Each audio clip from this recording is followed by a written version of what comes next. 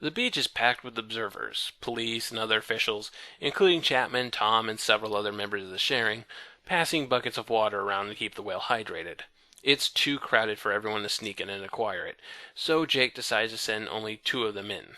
Naturally, he chooses Cassie and Rachel, as they are the "I guess we'll draw straws," Jake said. He bent down and yanked up some grass and began breaking the stems into pieces. "What?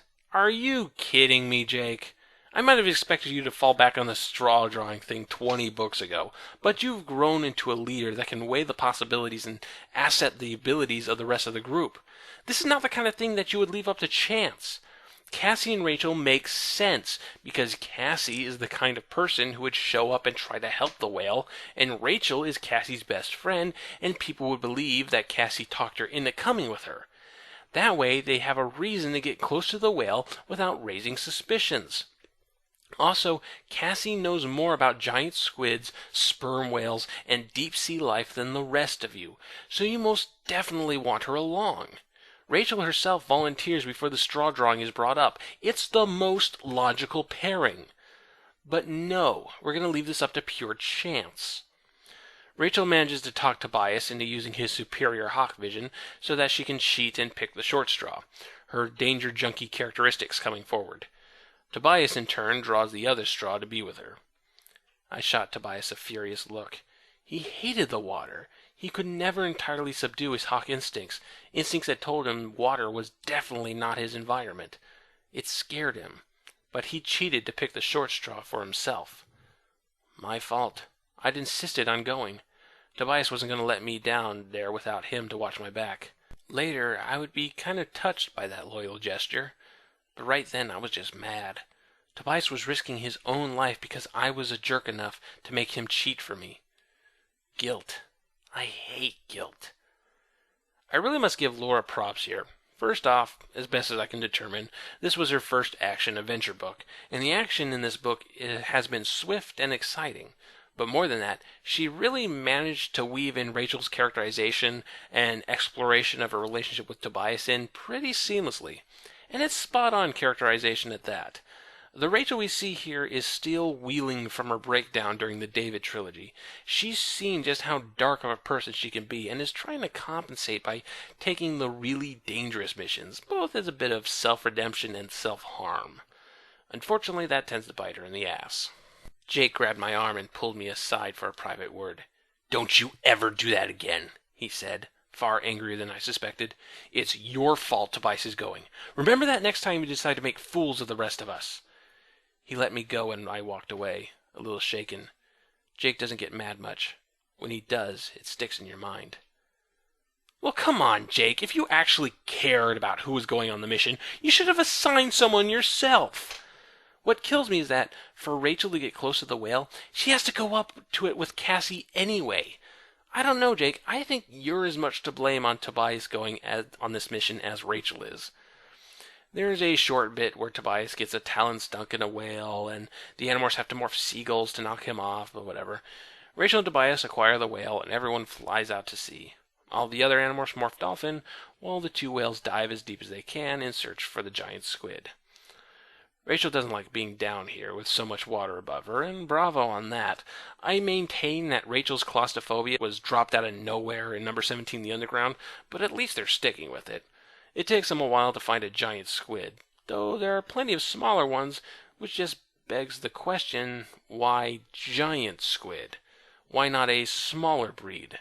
They're easier to find and can manipulate things just as well, and wouldn't it be hilarious if the doors and passageways on the Pemmelite ship were so small that the giant squid couldn't fit through them?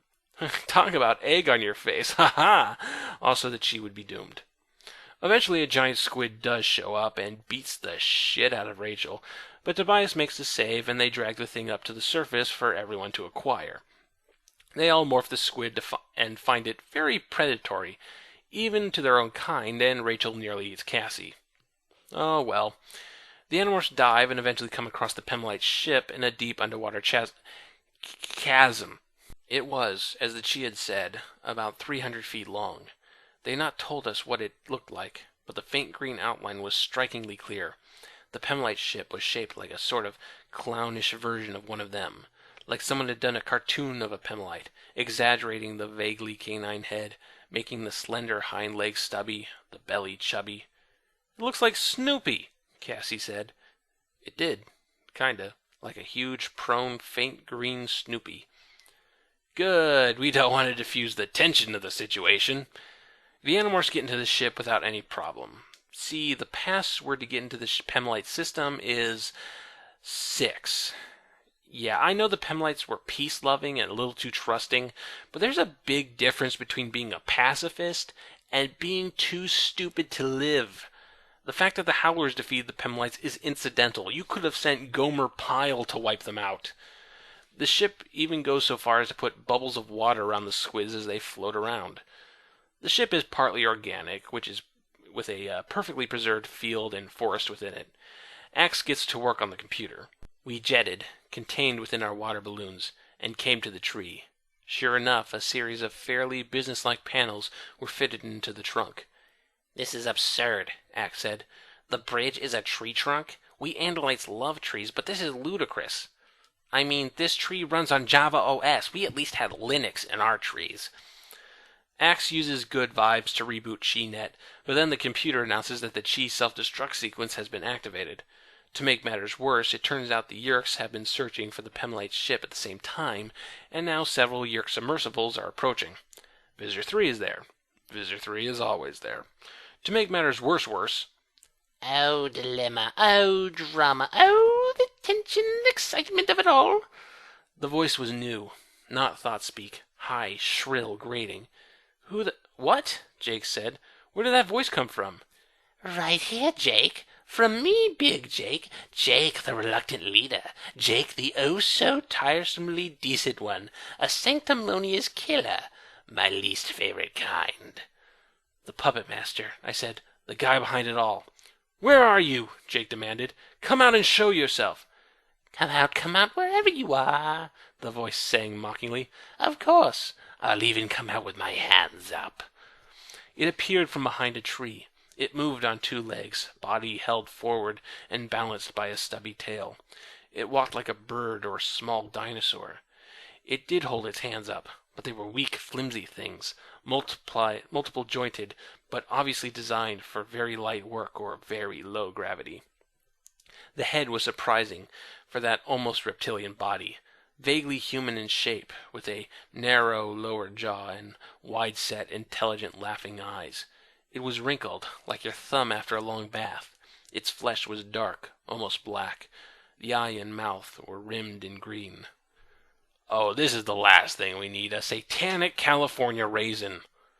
Actually, this is the Drode, right-hand man of the Krayak. You might be asking why an all-powerful being needs a spokesperson, or why the Elmis doesn't have one to balance things out. Good for you. The Drode explains that all of the lucky coincidences that have been going on today have been his doing, including the whale on the beach, though he says he has no intention of killing it since it falls under the sentient category. He says that the failure of the ChiNet and the setting of self-destruct was revenge for what the Animorphs did to the Howlers, and now he leaves the Animorphs to their fate as the Yeerks board the ship. The Animorphs have both a time limit and a problem. They can't demorph in the water bubbles, or they'll be seen as humans by the Yeerks. Then they remember that squids shoot ink, and they all manage to demorph in the murky water and remorph battlemorphs, bursting out of their bubbles and taking the Yeerk forces head-on. It doesn't go well, and the Animorphs are beaten back. The Drode reappears to make an offer to Rachel. The Drode grinned its green-rimmed grin. "You know, Krayak could use you, Rachel. Why stay with these weaklings? You're already more like us than like them." "A job offer? How nice." "Yes, isn't it? You can survive this debacle. Just do us one small favor. Kill your tiresome cousin. Krayak would like to see that. So would I. Kill Jake." Rachel laughs the offer off, but they're losing the fight. Suddenly, Eric arrives. With his motor functions restored, he managed to run and swim all the way to the ship in less than 10 minutes. With lightning speed, he manages to turn off the self-destruct and turn on the hostility containment program, which causes everyone's body functions to slow down to the point where they can't fight each other. The Yeerks can do nothing but pile back into their ships. Of course, the Yeerks will have none of this, so they wait patiently in their ships for the Animorphs to leave and... Oh, no, sorry, the Yeerks just sail away with their tails between their legs. Well, the Animorphs are shoved out of the ship and return home, where they're all grounded for a week. I went running down along the beach the next day. Okay, when did we change the definition of grounded for a week? Post-book follow-up. First, the good. The action in this book has great momentum. It starts off early and keeps going forward at a breakneck pace, never stopping to take a breath. It's one of the biggest marathon of action pieces the Animorphs have had yet, from smuggling Eric out of the mall, to busting into the drug pusher building, to sneaking about on the beach, to fighting a giant squid, and the finale in the Pemlite ship. All the while, a good bit of characterization for Rachel and developments in her relationship with Tobias are spun into the things pretty well. It's a very well-constructed book. The problem lies in its place within the series. I think it's a problem to have another Ellimist/Crayak book immediately after the last one. I have my issues with the Ellimist in general, which I'll get into great detail over in future reviews, but at least his appearances before this were spread out, and the plots of the first two appearances were directly tied to the Yeerk invasion. Not only is this the second book in a row involving the omnipotent Animorphs pantheon, it's the second in a row that has almost nothing to do with the Yeerks. Their appearance in this book just seems to be out of obligation. They weren't well implemented at all.